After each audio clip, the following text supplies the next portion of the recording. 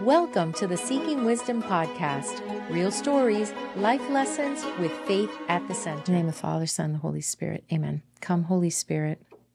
Come into our hearts. Come into this room. Fill us with your love, with your peace, with your joy. Make us your vessels, Lord, so that the words that come out of us are coming from you, so that we are actually able to help others.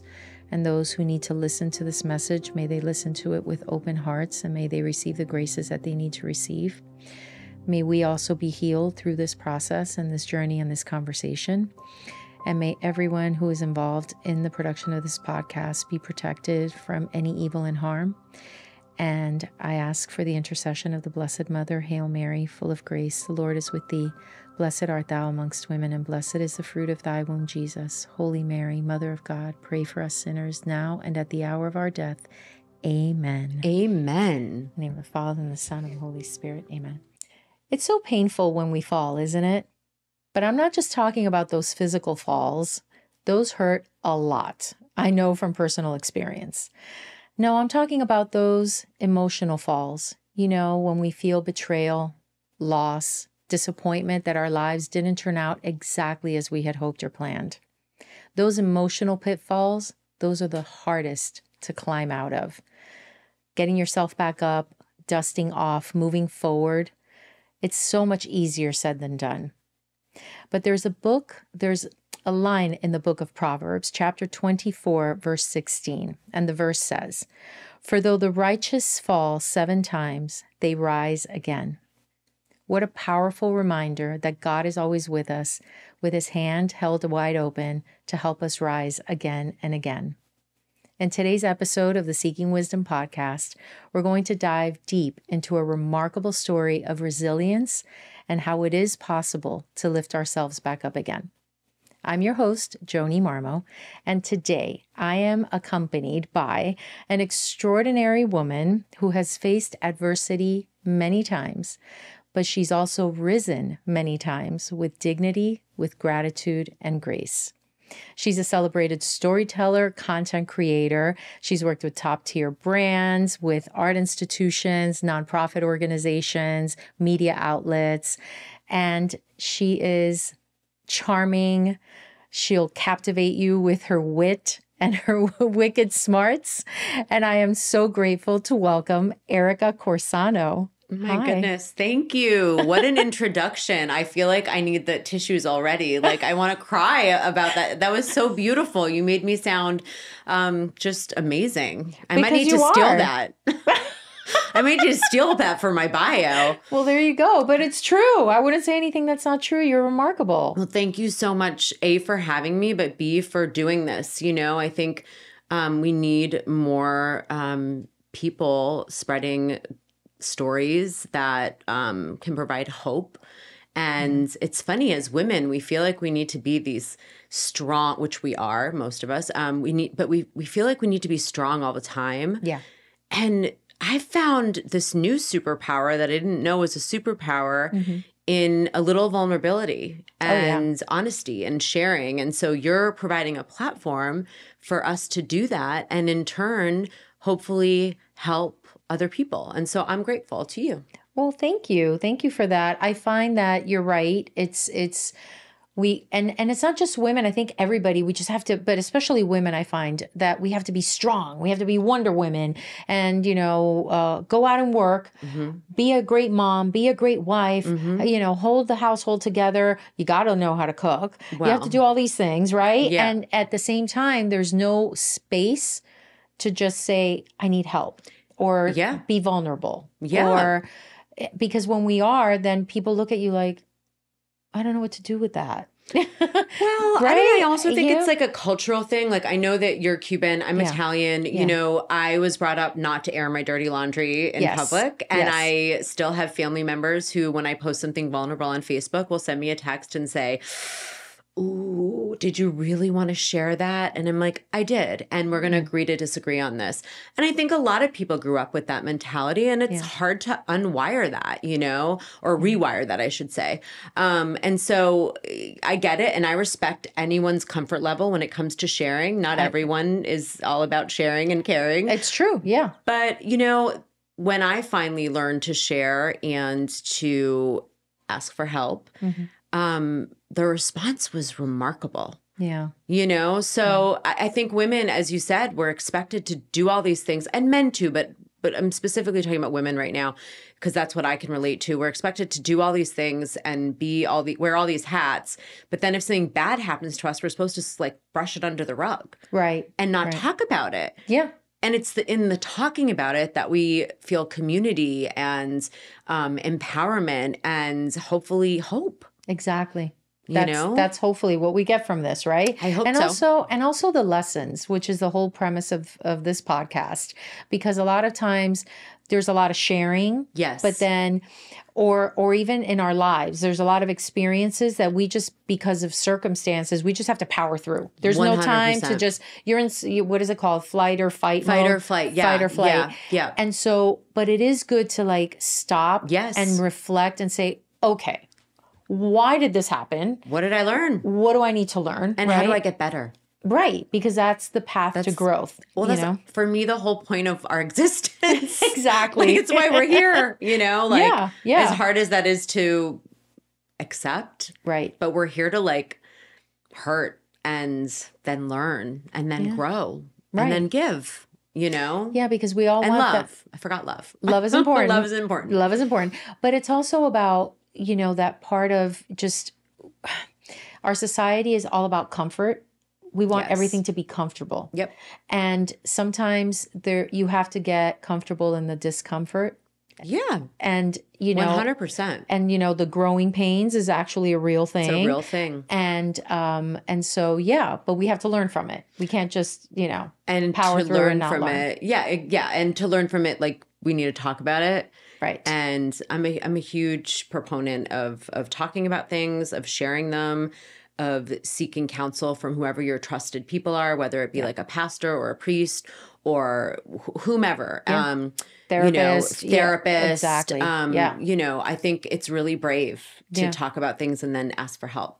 100%. Yeah. So you briefly mentioned it, but I think it would be fun because it's all about who you are, a little bit of your background. Sure. You said you're Italian. Yes. Italiana, 100%. So my parents are Italian immigrants. They came here separately, met here, had us, and brought us up in a very Italian household. And I say that because a lot of first and second generation Italians are Italian American, and they're brought up, they don't speak the language, they don't travel back to Italy, they don't eat real Italian food. They say things like mozzarella. That's not a word. Right. So just there you go. First lesson. Side note. We do not say mozzarella. No, please don't ever say that. So my parents were very adamant about us being, you know, Italian, and they were Italian, and they wanted to preserve the culture and the heritage and the upbringing. And so, you know, it was. I look back as an adult and say it was wonderful, but it was hard as a teenager or growing up when all your little American friends were very different from you, and you wanted to go out with them and you wanted to do all the things that they were doing. And your parents were like, no, you're not going down the Cape after prom to like do God knows what, you know? So, but I look back now with gratitude, as most things in life. Right. So I'm Italian, of Italian descent. I have a dual citizenship. I've lived in both places. I speak both languages. I grew up outside of Boston. I went to BU. Nice. I moved to New York and then back to Boston. And then I moved to Miami in 2017 before everyone else. And, you know, before all the other post-COVID expats. Exactly. And I've been a journalist for many, many years. And then I kind of got tired of just how difficult that industry was and how tumultuous it was. And then I went more into like a corporate communication setting, which is how we met when I was doing work for the arts at FIU, which an amazing organization or higher education institution, whatever you want to say. Had a great mentor there. Sandy Gonzalez Levy, she is amazing.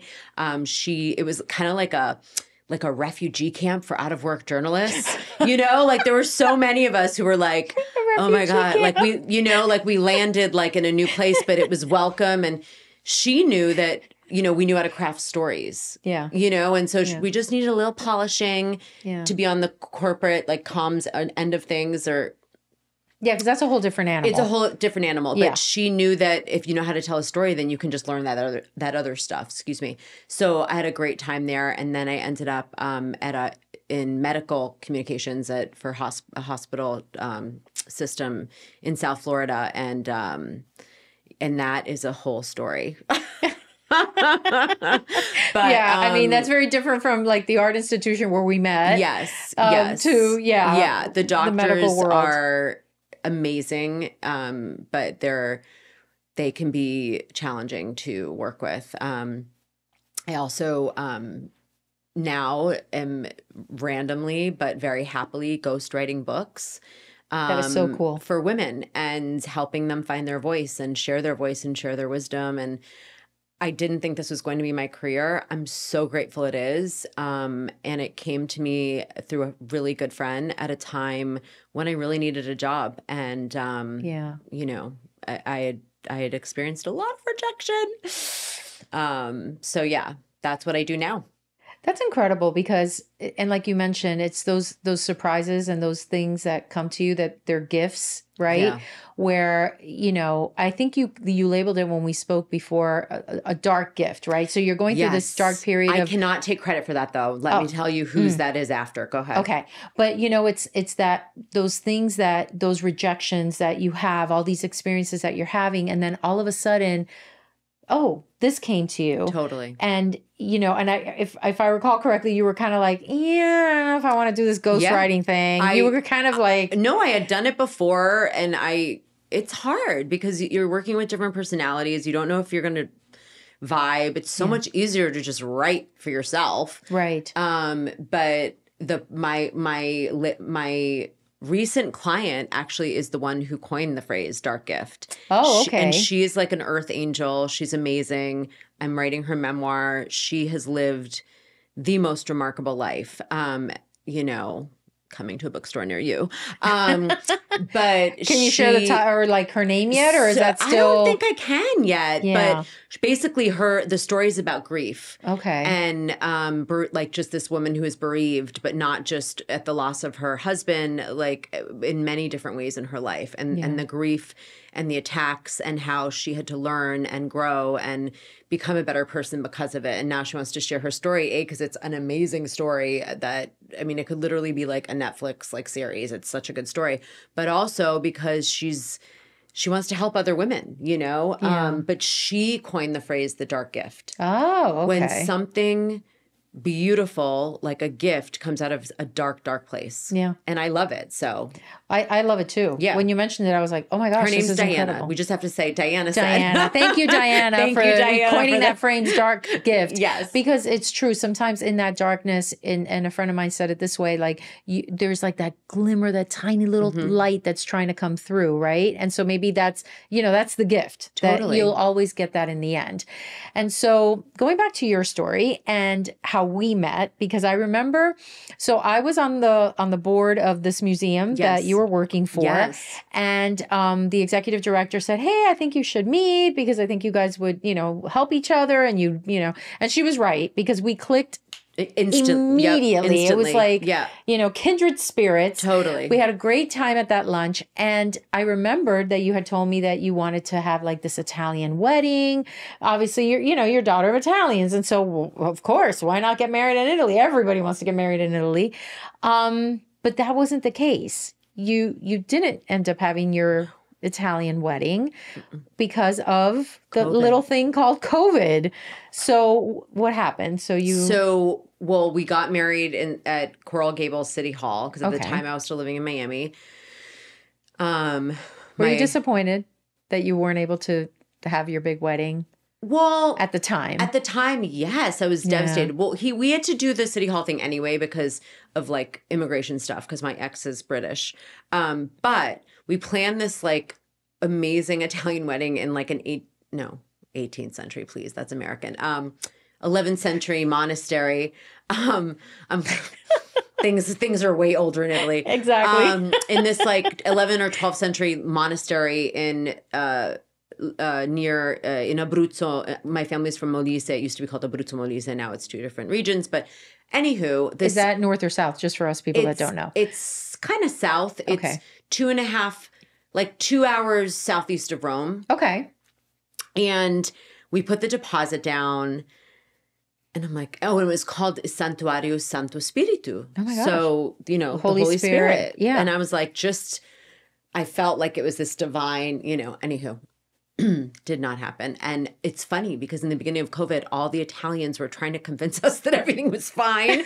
And they would send me these videos like of them drinking wine. And this is what's really happening in Italy. And I'm like, I don't know, because they all the other vendors wanted their deposits too, and I'm like, I need to hold off. Like this doesn't look good. So my wedding got canceled. It was horrible, but we were still married, and in the beginning it was a good marriage. And we did end up having our wedding when I was pregnant with my daughter in 2022. We had my little belly, well, not little, I had my belly, and we got married in England, close to where we met in the English countryside, and it was a beautiful wedding, and that's how I choose to remember it. And I felt surrounded by love, and God definitely showed up that day, as did some of our dead ancestors, because it was just like too many crazy things happened that day. I mean, the skies parted and the sun came out, and these deer came out, and they usually don't come close. It's like a reservation on this like estate, and like the deer came out, and like it had been raining for 4 days and freezing. There was no sun, and the deer never come out. So it was very spiritually, yeah, it was a beautiful day. I mean, didn't work out, and that's sad, but I choose to remember that day for the love and affection I felt from my friends and family. That's wonderful. And the baby inside my belly. Right, because I was going to say, because you had your baby. Yeah. But before you were pregnant with Isabella, so this was in 2022. Yes. You mentioned that you had some miscarriages. Yes. So pre-COVID and during COVID, I had 4 miscarriages. One was 4. One was bad at home in my hands. So you can imagine the trauma that goes along with that. That's okay. Thank you. The other 3 weren't as bad, but I just was so tired of loss. Yeah. And that's another thing, we talk about how women feel like they need to be resilient and not talk about things. No one talks about miscarriages, but 1 in 4 women, I think I read that. Yeah, 1 in 4 women has had one. Right. So. And they're all very different, right? Like all the experiences are so different, and the causes are different. Yes. And so I guess like everything in life, every loss in life is very different. But of course. With miscarriages in particular. I think that's one thing we need to get a little one of the many things we need to get a little better at is talking about it, because it happens. And to young women, older women, like it's not just about age. Right. It just happens a lot. Anyway, a friend of mine gave me a statue from Japan, because in Japan they have a beautiful, beautiful tradition. When you have a miscarriage, they believe it's just the soul goes back up and wasn't ready for this particular time. Yeah. But you honor that soul. And so they have these statues, and they're beautiful. I wish I brought it with me, but and they have a heart, and you have a statue, and you just, honor that soul and say goodbye. And I think that's so much more beautiful than tucking the sadness under the rug and never speaking of it again. Yeah, I would agree. I'm really grateful to that friend who gave me that statue. And then I gave it to a friend, you paid it forward. Totally. I gave it to a friend who I gave the same statue that I purchased and gave to a friend who had just had a miscarriage, with the note of why. Yeah. It's a really beautiful thing. I think souls sometimes, things happen and we don't always know the reason, but there is a bigger picture at play that we can't always see. Yeah. We don't know the answers. Maybe I wasn't ready. Right. Maybe my body wasn't ready. Right. It just wasn't the right time. Yeah. Or again, maybe there was something you needed to learn from that. Who knows? Who knows? Like, and you mentioned 4 and it's so easy to just throw out a number, but that's like a lot. It was a lot. Yeah. And then I did turn to my husband at one point and say, I can't do this anymore. Right. I mean, obviously we're not going to stop being intimate as a married couple. However, no more like, calling you in the middle of the day, come home from work, I'm ovulating. Like, it was just too much. So I stopped. Because you were trying to have a baby. Yes. It wasn't right. Like I was actively like, using really the wanted home to get test pregnant. to see what my hormone levels were. I mean, I really wanted to get pregnant. And then it was just the loss became too much. And I said, I can't do this anymore. I have 2 beautiful stepchildren, Poppy and Callum. They're awesome. And I'm good. Because he had children. He had children from before. From before. Okay. So I just thought, you know what? I'm going to be the best darn stepmom this world's ever seen. Right. And then after COVID, I don't know. I think a lot of people had a lot of time to think and reflect during COVID. Talk about time on your hands. Yes. Yeah. And my ex and I had a great time during COVID. We laughed and we just made the most of the ridiculousness that was being locked in the house together. We had a great time together. And when it was over, I said, I want to try to have a baby again. Oh, wow. And I said, do you? And he goes, yeah, let's do it. Yeah, I was going to ask you because I've never went through a miscarriage, but how was your husband's response versus yours to the loss? To the losses, yeah. Oh, I mean, listen, to be careful how I say this, I guess, because in the beginning he was a wonderful human and with a lot of compassion. Yeah. In the beginning, and he was just compassionate and kind and knew when to give me space. Yeah. And knew when to really come close. Right. And I think that's so important because you're grieving. Yeah. And grieving can be, it's nonlinear, as you know, and it can be really hard. Well, and the reason I ask, and it's not to judge, it's just more out of curiosity because I would imagine, I'm not a man, I don't know, but for the woman, it's much more personal, the miscarriage, because it happened, it's your body. It's your body. Your body changes. You have all these hormonal things happening, physical things happening, plus the emotional part. For the man, it's also painful because it's part of them, but there's like a physical separation. It's different. It's different. It's not to judge. It's just, just out of curiosity, I right? think you're right. I think at that point in our marriage, we were as one. Yeah. So I know he didn't physically feel it, but he felt everything, if not more, emotionally. Yeah. We went through, which is good because you went through it together. Yes, right. Yes. Right. Yes. And so, sorry, because I jumped back and now let's go please. back. I tend to nonlinear conversations. Although I try to be linear in this podcast. But so now you decide, you get through COVID, and thankfully you had a good experience. I have to say, for us as a family, it was also, thankfully, we didn't have a harrowing experience during COVID. I know so many families did. Went through so many. We were really lucky. Horrific things. Yes. We were very fortunate in that regard too. I think it brought us together as well. But so you decide to have a baby again. Yes. And you mentioned that you went to this wonderful doctor. Yes. So tell me about that, because I think that's also wonderful, like that concept of mind over body kind of thing, and just like needing that positive energy from someone. Okay. Yes. His name is Dr. Contero. He's in Weston, Florida. Mm-hmm. I Googled, listen, I'm a big Googler, and I had just moved to the area. And so I Googled fertility doctor, 5 stars. I don't know what I put in, and he came up, and I looked at his resume and his picture. He's from Uruguay. I hope I didn't mess that up with Paraguay. Sorry, Dr. Contero. He's South American, and he's very charming and kind and obviously good at his job. And he had good reviews. And so I thought, I'm just going to make an appointment. Yeah. We met Dr. Contero, and unlike all of the other physicians I had seen before, he was so joyful. Yeah. And my other physicians were so negative, like geriatric pregnancy, you're old, good luck. I mean, some of them were even sarcastic. Their bedside manner made me want to report them. Oh my gosh. So, do you mind if I ask, how old were you? No, 40. Wow.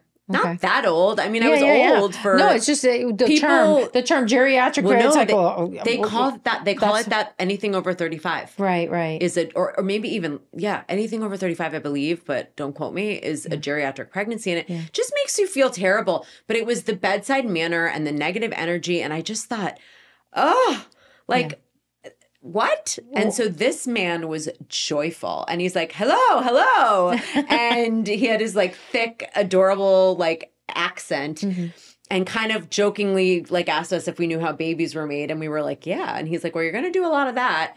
And he's like, but if that doesn't work, here's our plan of action. He was just super happy and peaceful. And he didn't look at me like, oh, this old lady wants to have a child, which is maybe or maybe not what the other doctors were thinking, but that's how they made me feel. Yeah. And this guy was like, here's our plan. If this happens, then we try this. If this happens, and he had a four-pronged plan already in place. Okay. And I just thought, this guy is awesome. Well, we went home and did what he told us to do. And I conceived my daughter 3 days later. Oh my gosh. Without any intervention. I do believe there's something to be said about energy and creating a non-stressful environment where something can flourish. Right. Right? Right. Like this guy just made me feel good about myself again and my ability to maybe be a mom, you know, and to love my husband. Right. And to create something out of love. Yeah. I think that's beautiful. It is beautiful. And it's a gift. Yes. You know, a gift to be able it's so beautiful that you landed, you know, with the right person. God sent me that man for sure. 100%. Like, I believe that too. Yeah. And his staff, I'm like still really good friends with the entire staff. Like they're amazing people. That's wonderful. Yeah. Well, there you go. Good plug for Dr. Cantero and Weston. Couldn't help myself. No, but you know, I mean, if anybody in South Florida needs help, you know, it's nice to know that you want a team of compassionate, joyful people. Absolutely. Yeah. So, okay. You get pregnant, you have this wedding in England that, you know, the skies parted, the deer showed up, the whole thing. Yes. And, you know, magic. You're with magic. And so, so you have this geriatric pregnancy, right? Yes. The word in and of itself bothers me to say it. Yeah, maternal pregnancy, I think is another. It's much nicer. Yeah. Yeah. Thank you. Yeah. I even felt uncomfortable saying it. No, but, it's terrible. So, you know, so you have a blood test done. Yeah. So usually, you know, around 8 or 10 weeks, you have all the genetic testing done. It's like a very normal procedure nowadays in America. Like very standard. Standard. Thank you. Yeah, I was looking for the word. So standard procedure in America is you get genetic testing done.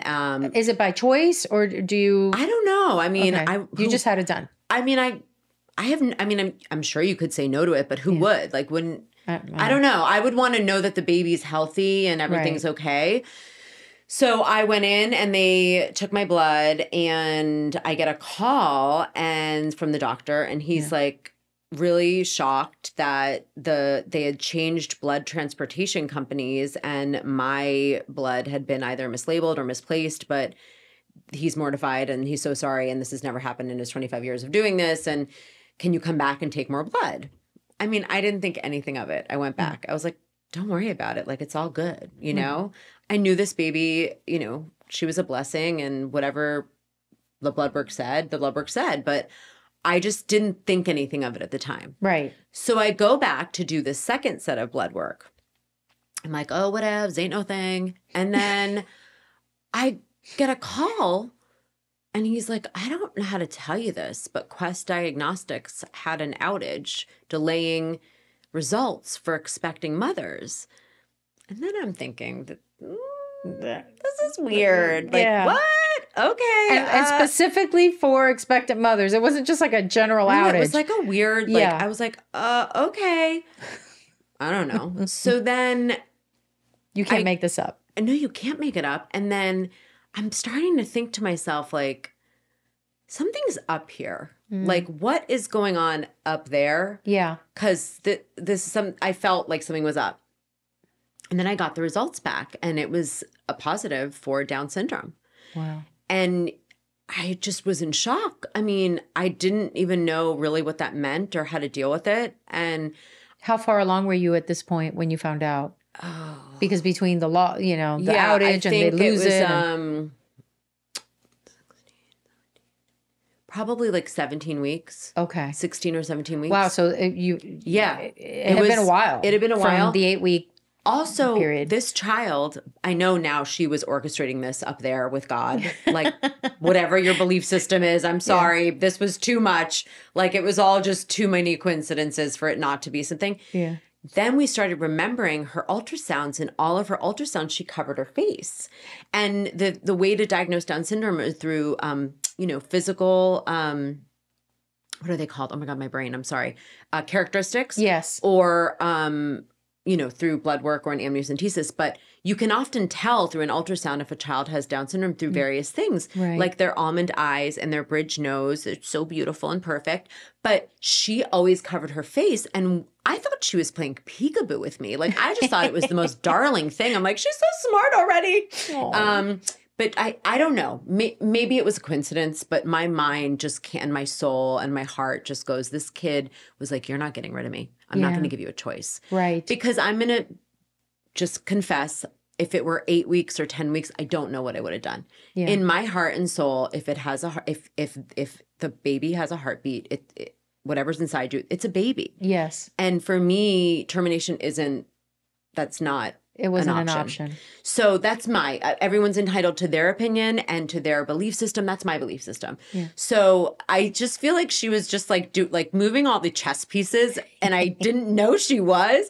And so he said to me, the only way to know 100% is to get an amniocentesis. And I knew that I wasn't going to terminate the pregnancy, but the reason I got the amniocentesis is because I wanted to know for sure so that I could grieve what I thought was going to be my parenting journey, to make way for a new parenting journey and study and learn and be the best mom that I could be, because I had been given the gift of knowing beforehand. Yes. Which a lot of mothers don't get.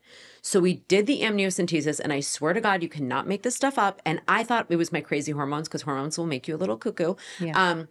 I thought I was seeing things. She went like this. Like, she wanted that needle out of her home. When the needle went into my belly, the baby shooed the needle. And I looked at, yes, and you cannot make this stuff up. I feel crazy even saying it because it's so absurd.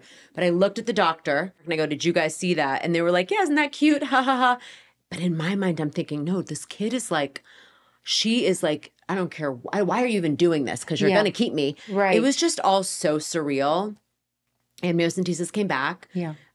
It is a doctor's, I guess they have to tell you what your options are. Yeah. I personally believe that this news should be delivered with a little more optimism. Yeah. And I was going to ask you joy. About that. Yeah. Yeah. Like, they call you and they say, the amniocentesis came back, your child 100% has Down syndrome. Now, of course, it's shocking. Yeah. So I cried and I was shocked. And then they say, here's where you can terminate the pregnancy. Not like, so here are your options, or here's, some statistics for you, or here's what you can expect your child's life to look like. Like, that is not how this news is delivered. And I've met hundreds of moms online across the country, and they all have the same experience. It's in the state of Florida at that time, it was still 24 weeks. Mm-hmm. I had, at that point, 5 days to decide.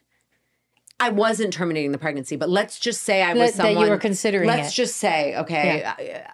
I had 5 days until the law changed. Yeah. And I just thought, this is too much. I mean, this is way too much. Like, I can't handle this. Like, this is crazy.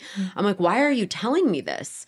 And she's giving me the names of the doctors who will terminate this late and where they're located. And I'm frantic. Like, it's not what I want to hear, but it's also like, am I supposed to write this down? Like, I don't understand what's happening. Like, it was just, so I called my husband. I got off the phone. I called my husband and I'm bawling. And I'm like. So you're by yourself in this appointment? No, this was a phone call. When they called with the results. With the results. Got it. I tell my boss I'm leaving work. Oh my gosh. I get in the car and I'm bawling. And I called my ex-husband, husband at the time, and he just said, pull over. He's like, you cannot drive like this. Right. So I pulled over. I'm like, I just want to be a good mom. And I just was such a mess. I didn't know what to do or what to think. And he just said, and I will give him credit for this moment. He just said, it doesn't matter. It doesn't matter. She's our baby. Mm-hmm. It doesn't matter. And I said, you're right. You're right. And I will always give him credit for that moment, because a lot of other men would have reacted very differently. Yeah. You have Kleenex there on the side. Oh, yes, thank you. And he just said, it doesn't matter. She's our little girl. It doesn't matter what, like, she's chose us. And she did. She chose us. And so I composed myself so I could drive home. Yeah. And then I spent a few days in bed because I needed to grieve. Yeah. And I needed to mourn what I thought my parenting journey was going to be. Right. That I waited a very long time for. And I had to prepare and make way for what was coming. And I wanted to be the best darn mom to this little girl who apparently chose me, and I didn't know why. And so once I came to, you know, once I got out of my grief stage, and I started Googling, and I found... I'm sorry to interrupt you. No. How long did that grief stage last for you? Well, that part of the grief stage of the just devastation was just a couple days. Oh, okay. In bed. I just needed to cry it out. Yeah. And just process. Go and process. Yeah. But I almost felt bad doing it because she was inside of me, and I would like cry, but I'd be like, I'm not crying because I don't love you or don't want you. I'm just, mommy needs to let go of some stuff so she can move forward for you. Like, I felt so guilty because the guilt. Right. But you know, if you don't let that stuff go, then you can't move forward. Yes. I had to let it go. This is what you thought it was. It's not that anymore. Cry it out, put your big girl pants on, and keep going. And that's what I did. And so I started Googling stuff because I'm a big nerd. And I was like, well, it's not like the doctors tell you give your resources, which they should. It's not like anyone was going to hand me a book about how to raise a child with Down syndrome. So I started Googling, and I found the Massachusetts Down Syndrome Congress or organization. I can't remember the exact name, but because I was still going to Massachusetts a lot, and my parents had a home there, and I just found them. Yeah. And I connected with them there. And they were the most amazing people. They sent me to therapy for free with a woman who specifically deals with this kind of scenario. Yeah. And she was amazing. They sent me like a gift card to like do something nice for myself. Like, they were just very kind of supportive. And they sent me a book, and it was the complete A to Z guide. Yeah. What to expect, the differences, just like every other kid. Not all kids with Down syndrome are exactly the same. Right. You know, they really helped me get through that first phase. Yeah. Then I found a local organization called the Gold Coast Down Syndrome Org. Okay. The Gold Coast Down Syndrome Org. Yes. Okay. And they were equally as wonderful. And are they in South Florida? They are. They're based in Boca Raton. Okay. And I think they service that whole like Gold Coast area. And then I found an organization on Instagram called Happiness is Down Syndrome. And they connected me with a group of moms from around the world. Yeah. And they were my chat group. And we just talked and compared notes and learned. And I just studied. Because if I'm going to do something, I want to be like the best at it, right? Of course. So I wanted to be the best mom to this little girl. And to be prepared, right? Because there's there's a question about, you know, oh, do you have this test? You know, because then it gives you that option of, you know, aborting the baby or not. But really it's also about, no, it's good to know, to prepare, to know, because, you know, like you mentioned earlier, there are some moms that have babies and they're not ready for what just came at them, right? No, and so it's hard. It is hard. Motherhood is hard in and of itself. And then when you have this situation, it's like, and I even feel bad calling it a situation, but I don't know what else to call it. I mean, that's life. It's filled with situations, it's a right? situation, right? It's different, right? And so you have to prepare.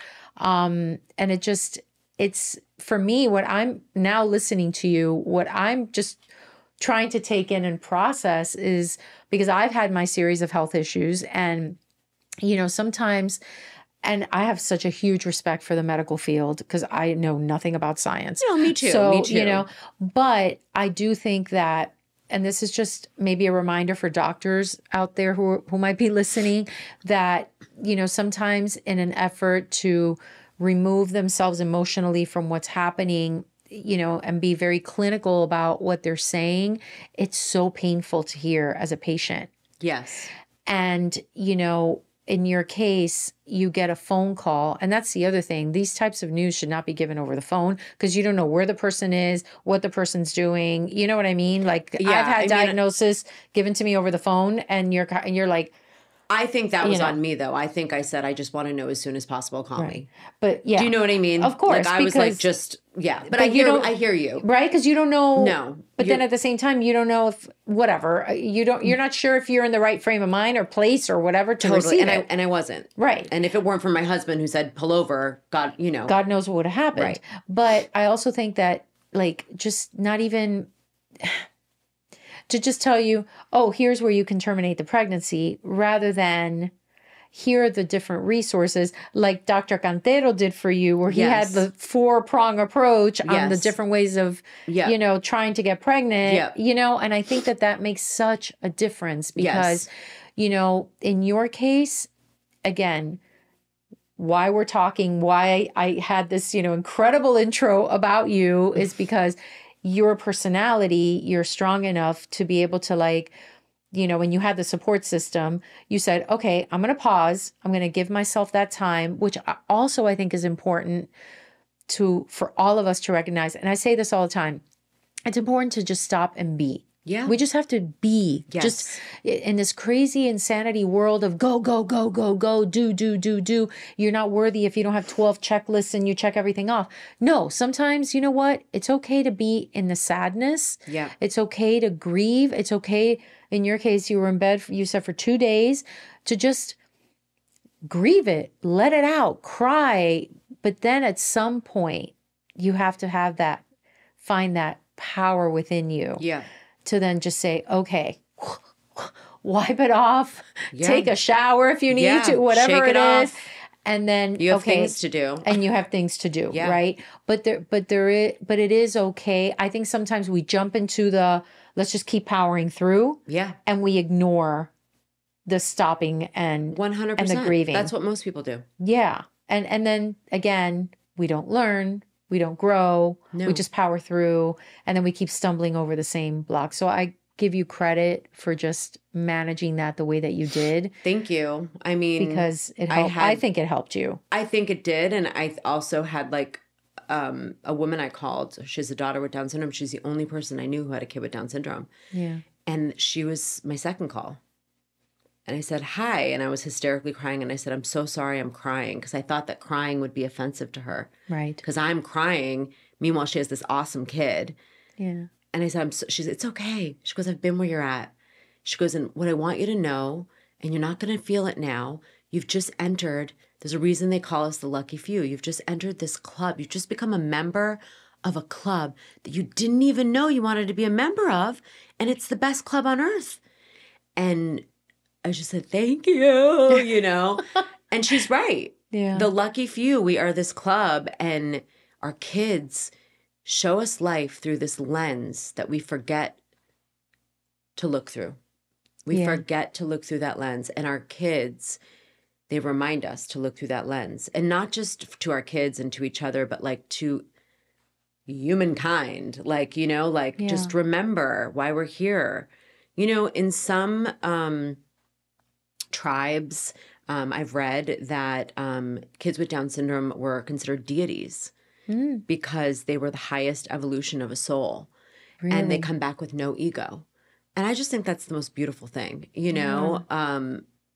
But yeah, I mean, I was lucky in that I had people to call.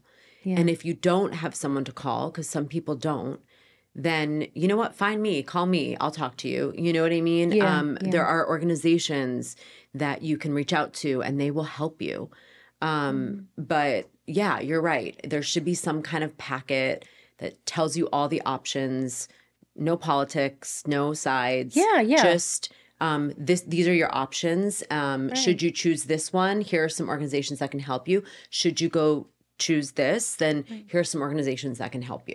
I agree 100%. That has nothing to do with politics. No. And we've politicized everything too. And it's just so, I can't even polarizing. think of the word. Yeah, it's polarizing. It's such a shame. It's a total shame. It shouldn't be that way, right? You're talking about a human being. It's pulled us apart as a society. Yeah, I agree. Where we should be coming together. Right. Yeah.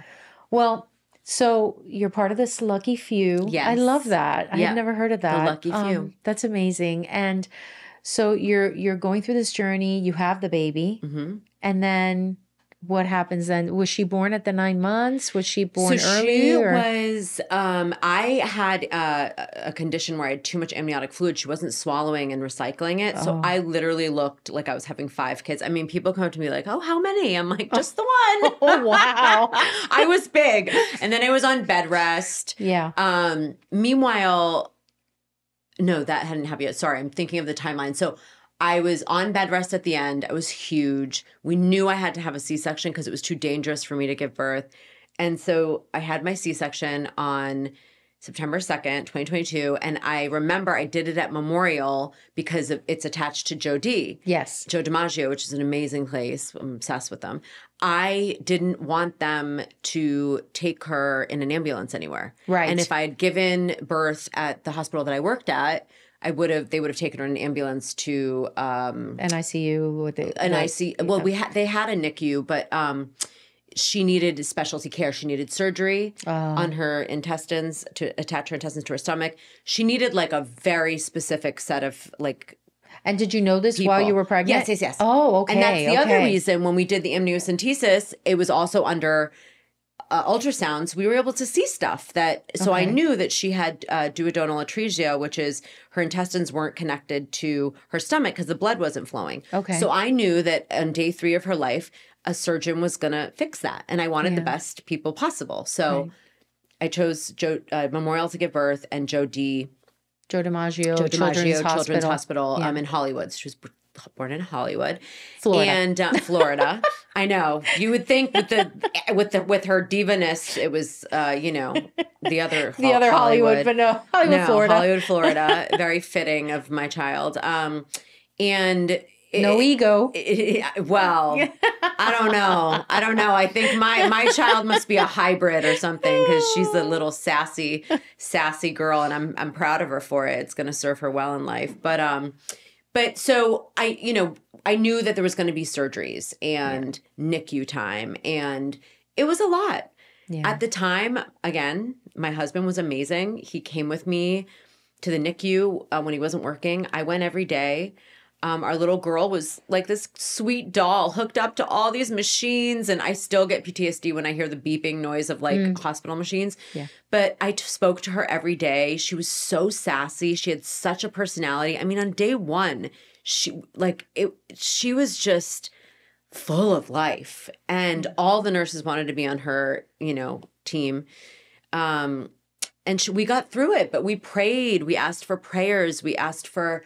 there were prayer groups around the world for this little baby because we knew it was going to be a journey, in that hospital. But they were amazing. She got through the surgery. She healed from it. She was able, after a few weeks, to start, because she was eating through a PICC line. Yeah. She was able to start drinking my milk and then eventually formula. And then like she was just since day 1, she's been a rock star in everything she does, like an overachieving, sassy little rock star. Yeah. And my husband was there for me and was awesome. A great parent. And I learned a lot from him because he had done it. He had 2 other kids. So, and I thought I had the family that I had always wanted, Yeah. A few years earlier, a friend of mine called me. She was very serious. She goes, I need to talk to you. I'm like, is everything okay? Did someone die? She's like, you need to have a baby. You got to get knocked up. We're in our 30s. I go, that's what you called me to say? She's like, yeah, out of all of us, you'll be the best mom ever. And I just said, I didn't want to do it alone. Yeah. So I waited until I met the guy. Yeah. And I was 40. So... but here I am doing it alone. Wow. And God, I guess, just has a plan for you, whether you like it or not. Yeah, I know. And again, we rise, right? Yes. So what happened? What happened with your marriage? Oh, in as much Lord. As you can, or want to share. So yeah, I'm happy to share. I mean, I know marriage is perfect. Right. But there was a lot of love there. And we were working hard at it. And we had this beautiful baby. And I had said multiple times to this man who was very erratic with his mood swings. He had had several surgeries for like neck and different ailments and was on and off painkillers and was very, very moody and angry at times and very difficult to deal with. And I said to him, listen, I love you, but if you need to go, go. And go figure out your life. And, you know, if you come back, awesome. And if not, then it is what it is. But I can't live like this. Yeah. And so, you know, he said he wanted to stay. Eventually we ended up, you know, I'm condensing like years, but eventually, like, you know, 3 years, we ended up in counseling. Yeah. And I love counseling. I think counseling is wonderful for couples because it's an unbiased person who you pick, who can just help you talk about things. Yeah. I'm all for that too. I think it's very helpful. It's super helpful just to talk things through. Life is hard. You have to find the right counselor, right? There's always that chemistry that you need to make sure that you're the right fit. It might be faith-based. It might not be. It might be you really need him to have an Ivy League degree. I didn't need that, but some people do. Like whatever you feel comfortable with. Right. And there's sites now like Alma and like there's sites that you can go to that it's like dating. Like you find your therapist like through you know, like you need swiping. that chemistry. You do. And the first one might be not, you know, a dud, might not work, but we found this great therapist and he helped us a lot. And so in December of 2024, I remember we were with our therapist and he's like, I'm so proud of you guys. And my ex-husband had said, you know, I've never felt so good about us. Like, I feel like we're on the same team and I feel so good about myself. I feel like I've worked on my inner child, on my trauma and all this stuff.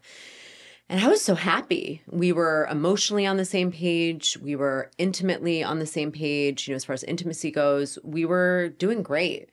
Yeah. For Christmas, he surprised, and then that same year, December 2024, I was unexpectedly let go from a job I loved and completely and totally and utterly betrayed by my work family. And it was so unexpected.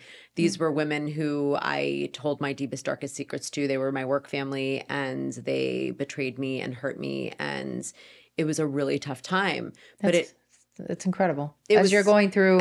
It was wild. I mean, God was really like, this is going to be the year of rejection for you and you're going to learn from it and I'm going to blow up your life and you're going to rise from it. And that's exactly what happened. So I was let go from my job and my husband had to really step up, you know, and take care of business. And he liked that feeling in the beginning and he did step up. We were doing great. And then he got me like nice jewelry for Christmas. And I remember like being so happy, but also being like, we shouldn't spend money right now. We're on one income, you know? Right. And then he wanted to go back to this like spiritual retreat in England that he kept going back to time and time again when I didn't know why at the time. And with our therapist, I said, I really don't think you need to go. We need the money. And the therapist said, like, what would make you feel comfortable for him to be able to do this? And so we came up with an agreement and it worked for both of us. And so off he went to England for a week. He missed every single one of our phone dates when he was gone.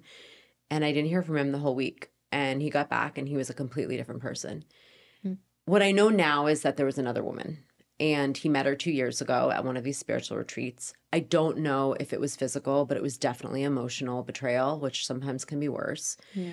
And he came back at the time, by the way, when he came back, I didn't know any of this. I now know this. But at the time, I just thought he was acting weird. And I just thought, what's going on? And he said, I'll tell you, you know, when my sister leaves town, because his sister was in town with her family and we were playing host. So the day his sister leaves, we're in our therapy session and he looks at me and he looks at the therapist and he says, I'm leaving. I said, what do you mean? Where are you going? Like, he's like, I'm leaving you. And I just was in shock because why now? Like, I don't get it. We were in the best place of our marriage. Like, it was bad before and I used to give him the out, but why now? And he said, it's not you, it's me. I need to be alone. I need to figure my life out. I'm not meant to be married. I'm not meant to be with anyone. I'm not meant to have a family. I'm meant to kind of do my own thing. I said, that's your answer?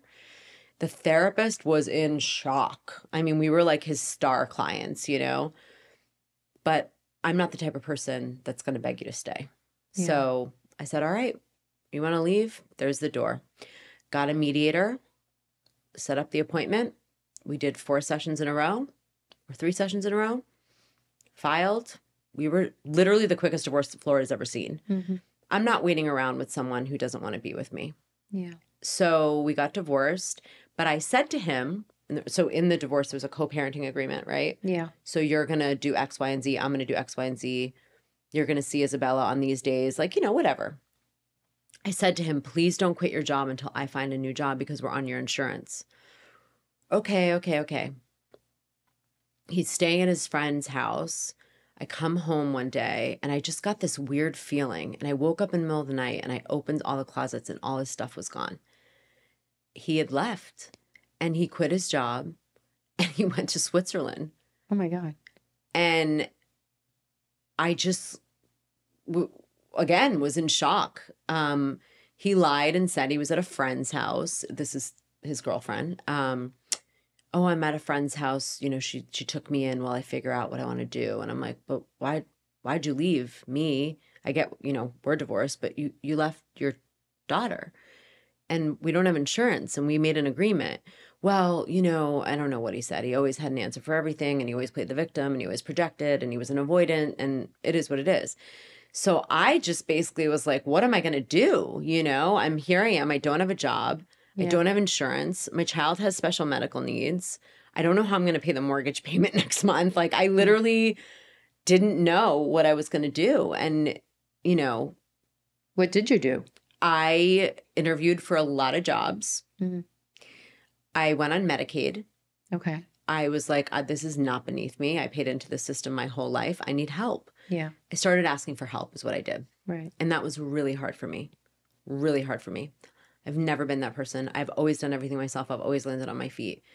I never thought that this would happen to me though. Yeah. So I went on Medicaid. I put a very vulnerable post on Facebook, which a few people criticized me for. Yeah.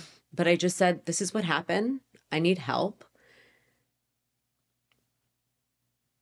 It was really hard. But in that vulnerability, I met so many amazing people. I reconnected with so many people. I got job leads and I asked a former journalist friend of mine for help. And he said, I don't have a job for you, but I think you should start writing again. You're an excellent writer, by the way. Thank you. You are. And that's how my ghost writing career got jump started, came back. And I just hustle. I mean, I have like 4 little jobs. Like I'm training to become a substitute teacher. I'm just trying to get by, I drained my 401k. Right. To just get by. That's what you do. I mean, yeah. It was about survival and about taking care of my little girl. Yeah. And I am not a victim. I never will be. I hate that word. And no one will ever refer to me as that. I'm just going to land on my feet. I'm going to make it happen. But I did learn to ask for help. And I got some. And I needed it. And we're good now, I found out my ex-husband is now engaged to that woman that he lied to me about, and who he is now with. She proposed to him. God help them both. Yeah. But he doesn't pay his child support. He hasn't called or visited, in months. And it's sad. It is sad. It's sad. And I didn't want to do this alone, but this is what the path that is in front of me. And I'm going to be the best darn single mom there ever was. Right. And I know God has a plan. And I know there's someone else out there who, when the time is right, will love me and my daughter the way we deserve to be loved. Yeah. Because it's much more than what we've gotten. I'm just in awe of just everything that you just shared and what you've been through and how you just, again, pick yourself back up. Again, you rise. Thank you. You have a community of people though that help you, right? And the lucky few. I'm assuming you still are connected and you feel supported by them. 100%. Because they're amazing. Yeah. And my community beyond the lucky few. Right. I have family and friends that are amazing. My parents, I couldn't have done any of this without them. Yeah. My sister, my close friends. But it's funny. I want to say something because we're on the topic. Yes. It's very interesting when you go through something like this, the people that stick around versus the people who don't. And Yes. it's very surprising. Yeah. Because the people you think, some of them, the people you think are going to stick around, don't. And then these amazing angels on earth come through the woodwork. And you're like, where did you come from? Or you reconnect with an old friend and they're just there for you. Yeah. You know? Yeah. It's remarkable. It is remarkable, and it happens so frequently. In my case, I learned that when I walked away from my career, and you start to find, oh, I thought this person was my friend, Totally. but actually, I was so wrong about that relationship. Apparently, we're not friends. But then other people that, like you said, that you just didn't expect, and they just come out of the woodworks, and you're like, oh, this is so nice. And, and sometimes all you need is a phone call. Yes. Or a text. Or a text nowadays, right? To just say, hey, how are you doing? Yeah. Just to check in. That makes all the difference. It 100%. Really does. And it's just so remarkable because it just kind of like elevates you.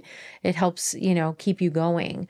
But yes, you're right. You're right. The unexpected people, the unexpected angels that just show up and you're just, that's what helps elevate you.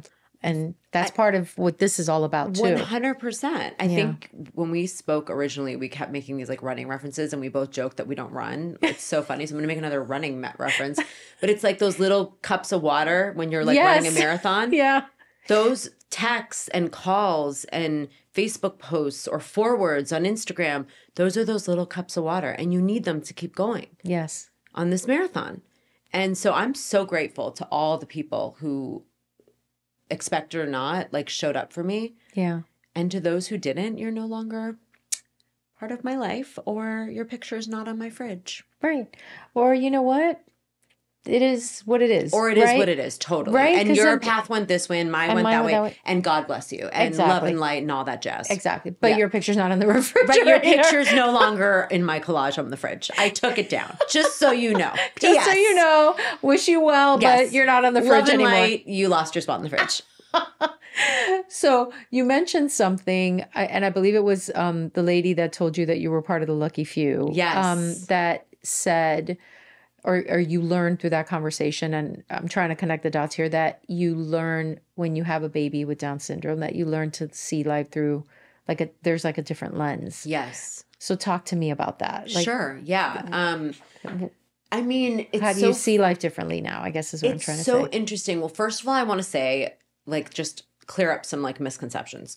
Yes. That I needed to learn myself. I had no clue.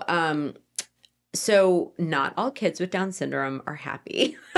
Okay. They're not always happy. They are just like any other kid. My kid is sassy as sassy can be. She throws temper tantrums. She's a diva and doesn't like being touched. Okay. A lot of kids with Down syndrome love hugs and they are happy. But a lot of them aren't. So there's a lot of these like ideas about kids with Down syndrome. So I just want to throw that out there. No, but that's good to know. And good information. Yeah. Having said that, when I'm around, and all children are special and all people are special and we all have our gifts and we all are here to do remarkable things. We're all on a mission. And I love that. In my experience, when I'm around Isabella's friends with Down syndrome, there is just this insanely beautiful energy that they're transmitting. I can't even describe it. And so, yes, I see life through a different lens now. Yeah. Because it's not perfect.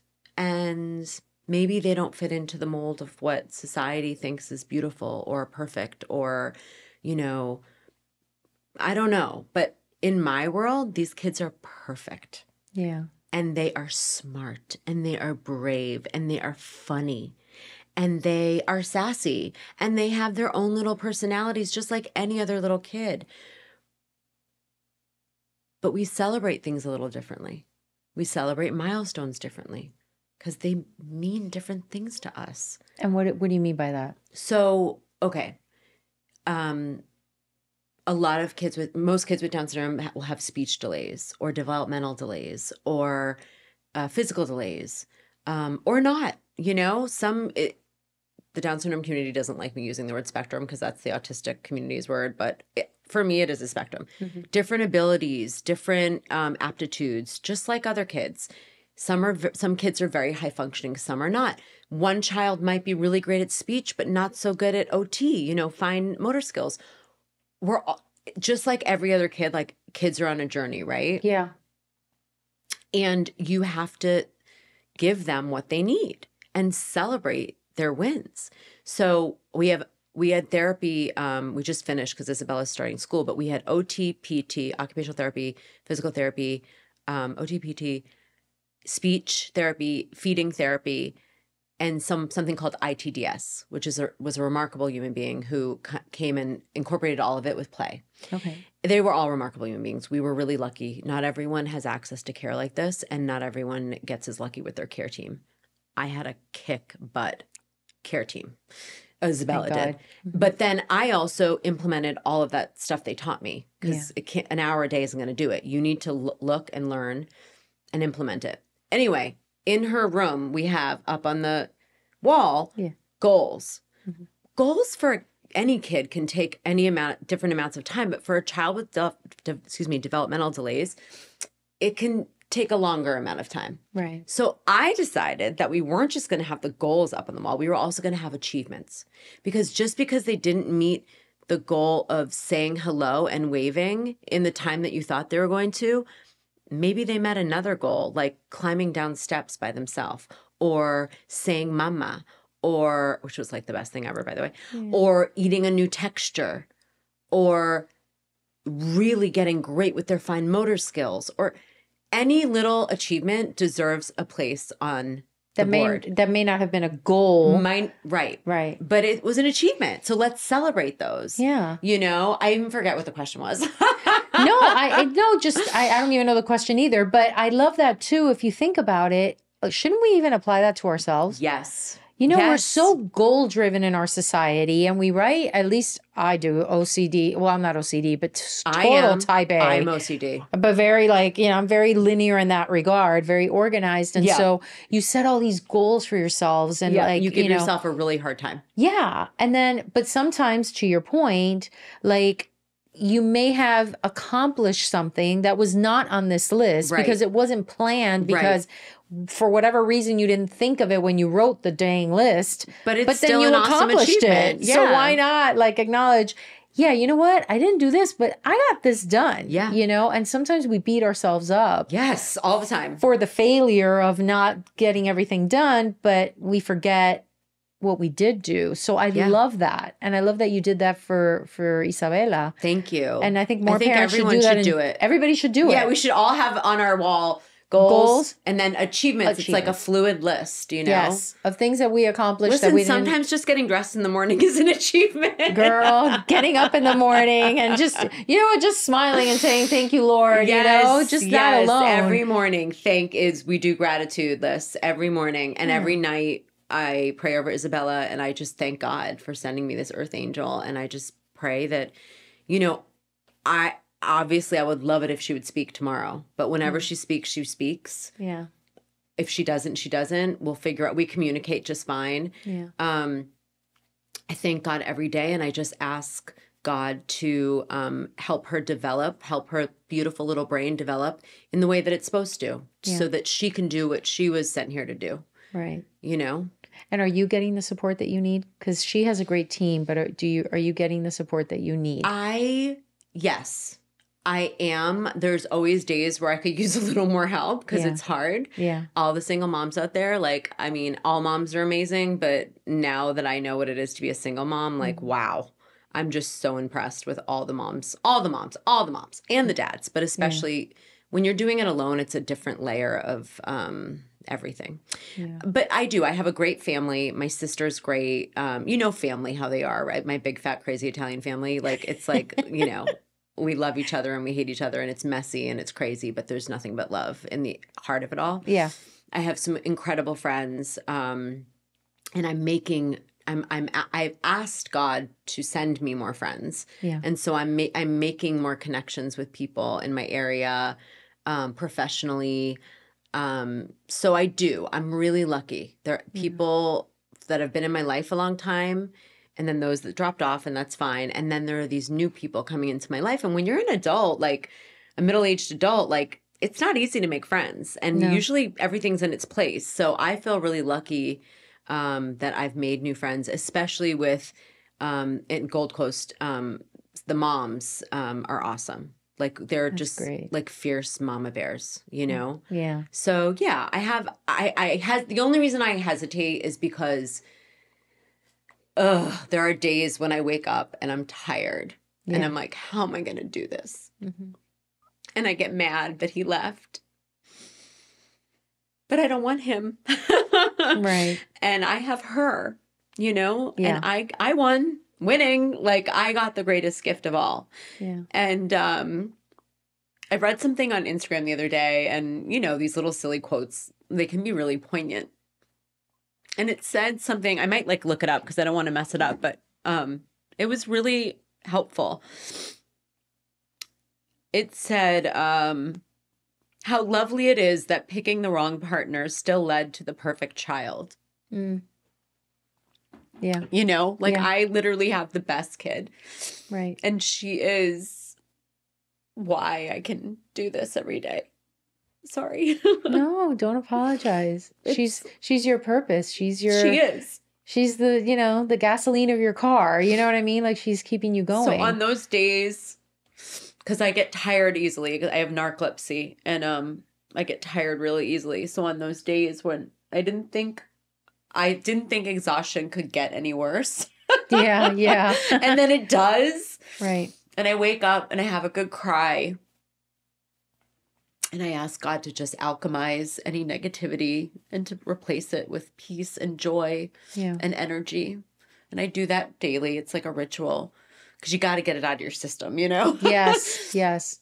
And then I start my day, you know? Yeah. And I try and do so with gratitude because I'm lucky. Yeah. I really am. Gratitude is such when you and it's become so cheeky and so whatever, you know, the attitude of gratitude, it's almost become like cliche. But it's a beautiful concept. But it is a beautiful concept and necessary. It is necessary because sometimes, you know, like yesterday I was, you know, and it was the stupidest things, but you know when you're like everything is a stumble. Like you're trying to take just those days where everything. Yes. Just taking things out of the grocery bag for some reason. You drop everything. Like, seriously. Right? So that's what was happening to me yesterday. Everything was like, and I found myself just like, okay, Lord, thank you for making this, you know, top of this bottle not want to open because it's teaching me the art of patience and right and sometimes when we just look at it even from the minutia of it's those little things, it just adds up. And actually there's a famous quote, I think it's Muhammad Ali. I'm a quote nerd, so if it's not Muhammad Ali, I'm so sorry. We'll look it up. We're gonna fact check you, Joni. We'll fact check it, but it's what do you call it? It's not climbing Mount Everest that's hard. It's the pebble in the shoe. And that's so true. Totally. Right? Because it's again, those little things. It's the little things. So back to the marathon thing that you and I are not runners. Right. But I always use running. We love it. I love watching it. I watch it in the Olympics all the time and everything. But, you know, it's like, imagine running with a pebble in your shoe. You can't. You can't walk from here to the door without, you know, but let me take this rock out of my shoe. And it's so true. It's the little things sometimes that are hard. But then you somehow find that, you know, that second wind. That strength. To get you going, you know? Yeah. So thank you for sharing all of that. And I'm so grateful, you know, that you opened your heart because I think this is going to help so many people and just open and just even for myself, like I'm not aware of, you know, of children, like what to expect of children with Down syndrome and things like that. I've never had that experience. So thank you for enlightening me as well. I'm happy to. And honestly, like, I want to just quickly say, like, if you're unsure, just kindly ask the mom what's appropriate. Yes. Don't stare. Don't spit things out that, get nervous and say things that might hurt them. Like, just ask the mom. I'm new to this. I don't know what's appropriate. Or, for example, you don't say Down syndrome child. You say child with Down syndrome. It's people first language. Okay. Because their diagnosis, that doesn't define them. Right. Right? There's so much more than that. Yeah. So there's all these little things that I didn't know. And if you're open to being educated, then that's okay. Yeah. Just be kind and compassionate and have wisdom and understanding. And usually I think that gets you through anything in life, actually, but especially with children with special needs.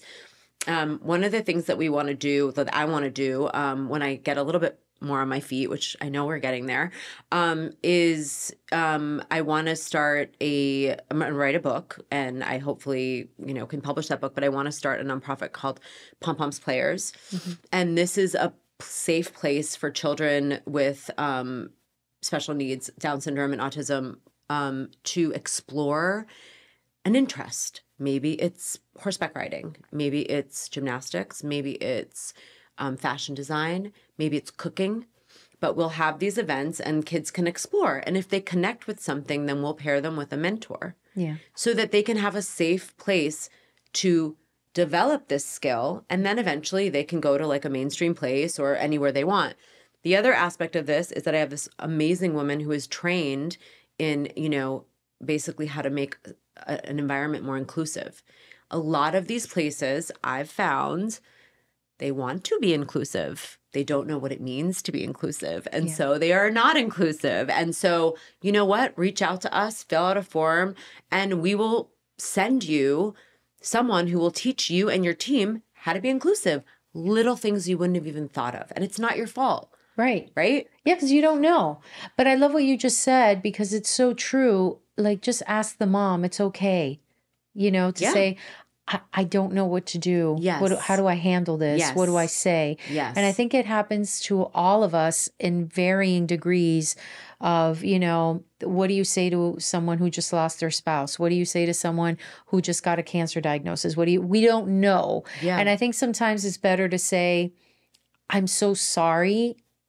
I don't even know what to say. I don't know what to say. How can I support you right now? Exactly. Do you need anything? Yeah. How can I support you right now? Right. Or especially to go back to just quickly, like adults with Down syndrome. Yes. They're not children. Don't speak to them like they're children. Give them the eye contact they deserve and speak to them like the adult that they are. Yes. They might be a little different from you, but that doesn't mean they're like babies. Like it's so aggravating when you see people like talk down to a person with a disability or speak loudly because they're nervous or they think somehow or slow down their speech and speak loudly. And you're just like, what? Yeah. Like, give these people the respect they deserve. They're not babies. And again, if they're with a caretaker, ask that person like, oh, is there anything I need to know before I communicate with this person?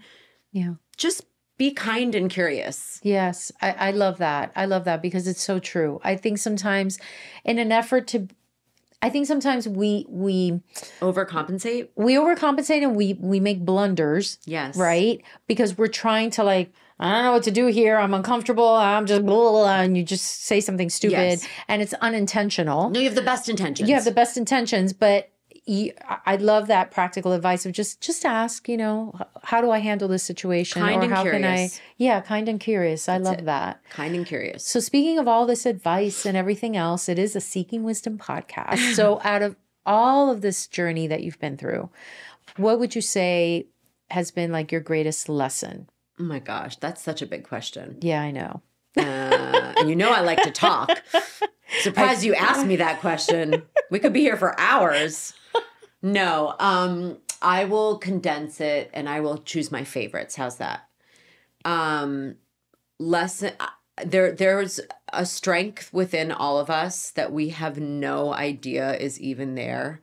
I mean, I've always thought of myself as a strong person, but I had no idea until I had to really, really dig down deep and find this extra strength to get through it all.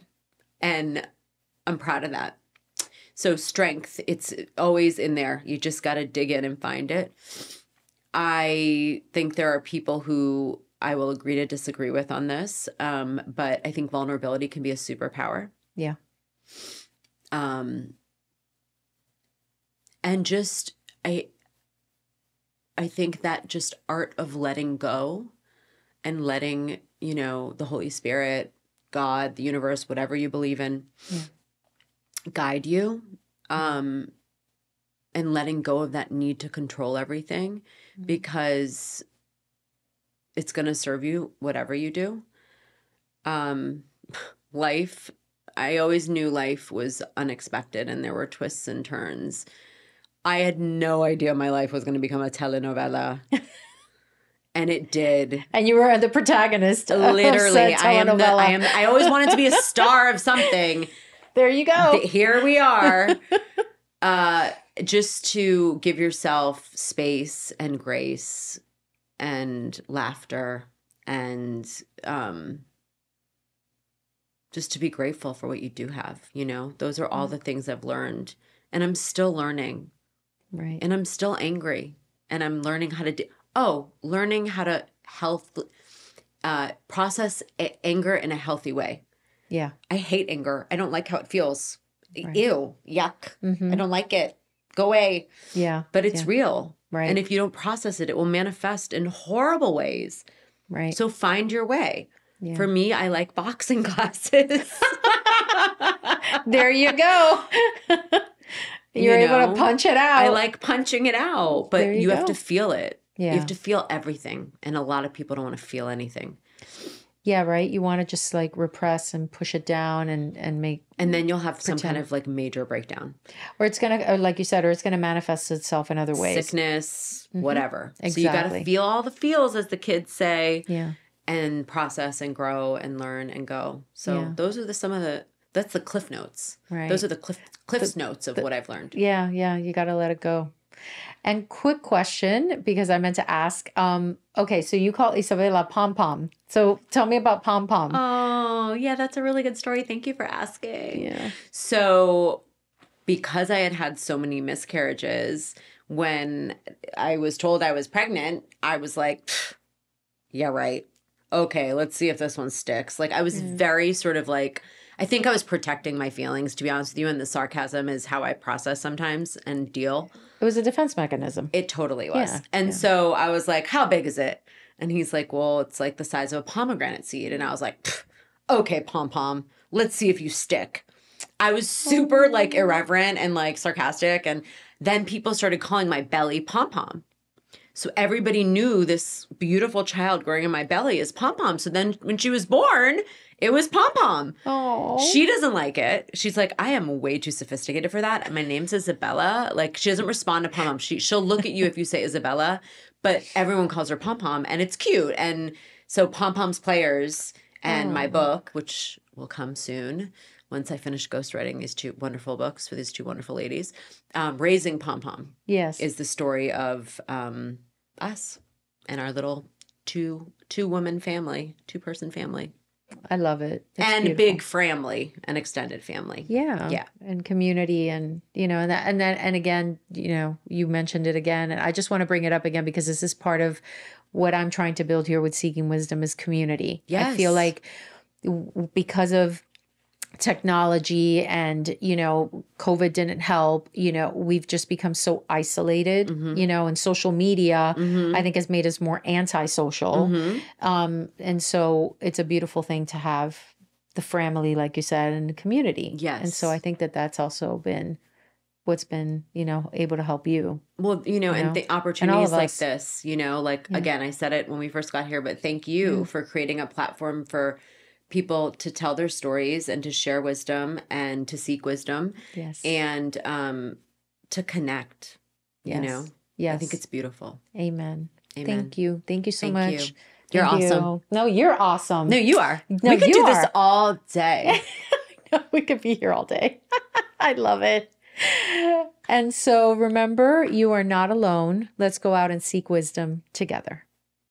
Thank you for joining us in today's episode of the Seeking Wisdom podcast. My prayer is that something you heard today sparked courage and insight for your road ahead. If something in this conversation moved you, share it with a friend like, subscribe, leave a quick review or a comment so that more people can hear about these stories of faith and resilience. Lastly, I'd like to invite you to join this circle of the community of wisdom seekers. Connect with us on social media at the handle @JoniMarmo or visit jonimarmo.com so we can keep this conversation going. And remember, you are never alone, and wisdom is waiting in your story.